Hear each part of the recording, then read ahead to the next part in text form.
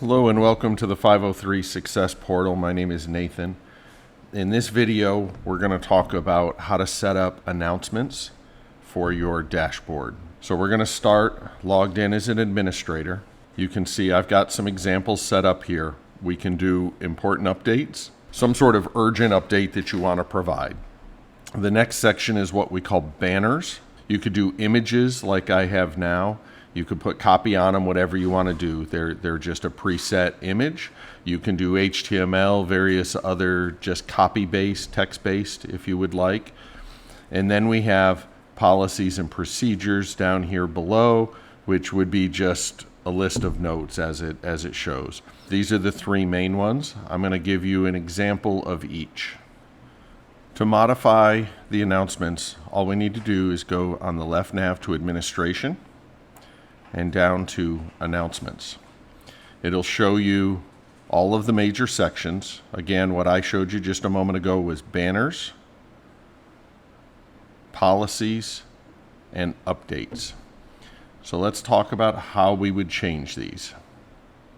I can come in and do Create Content, and I can pick what type I want to modify. I'm going to modify policies, but all of these steps are basically the same for whichever one.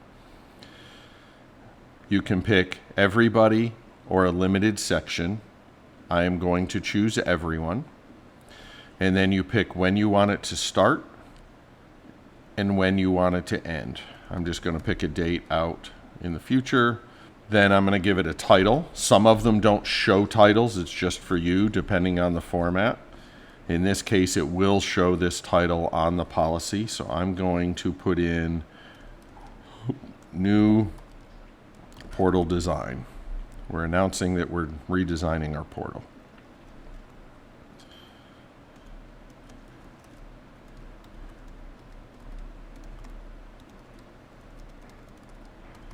And I'm just going to put a quick little note.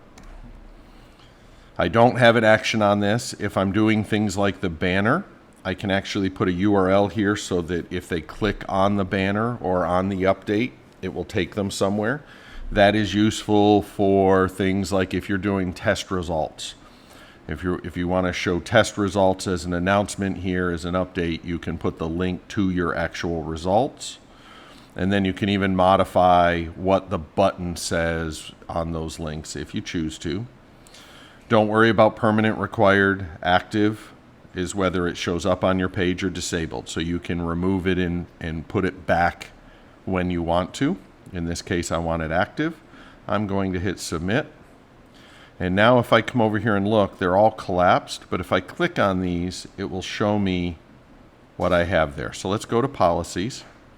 And now instead of the two policies that we had before, now there is a third here that's showing up. So let's go see what the results are.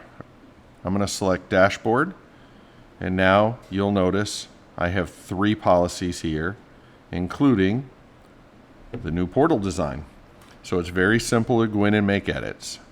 Let's go back one more time to the announcements section, and let's look at how to edit one of these. So I'm going to go to banners. Notice I have title spelled wrong here. I realize I spelled it wrong. I can simply come in, select the edit icon, and it will show me all of this same information we were just looking at. But now I can come in and change my error and select submit. So it's all very simple. Now that edit has been made. So very simple navigation. It's easy to use, easy to update. It's a great way to keep your physicians and your internal staff aware of things that are changing in your portal or any pertinent information that you need for any of your drugs or your shipments. Thank you very much for your time. If there's any questions we can answer or things that you would like to see in a video, please let us know.